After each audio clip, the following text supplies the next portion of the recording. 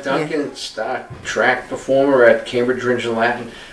Normally I would say you have a specialty event, but as we saw last year, there's more than one specialty events for you. You know, you capped it off last spring, first student athlete in state history to win 3 events at the All-State. Can you put that in perspective, what that day was like for you?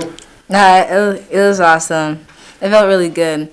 But I had SATs the same day, so I was really, really anxious during SAT tests. I was like, oh man, what am I gonna do? But after I finished, one of the coaches came and picked me up, and I wrote down everything I was gonna do that meet, which was win all my events and win the state meet. Got to the long jump. It was very, very close.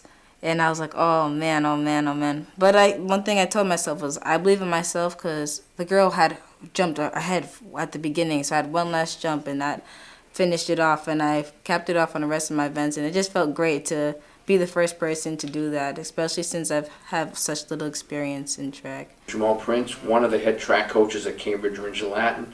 For someone who has not seen Brianna compete, what is it that separates her from the rest of the pack? I mean, outside of her performances, I would say she's extremely modest. You don't always get that with athletes who have had such accomplishments like she has had.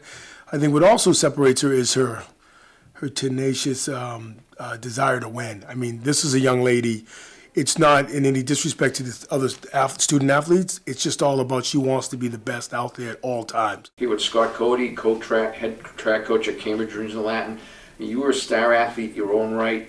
You know, when you look at what Brianna did last winter and last spring, I mean, it's pretty, put it in words, I mean, I just remember last spring her just overcoming a lot the day that she won the 3, that she had took the SAT, ended up having to leave early.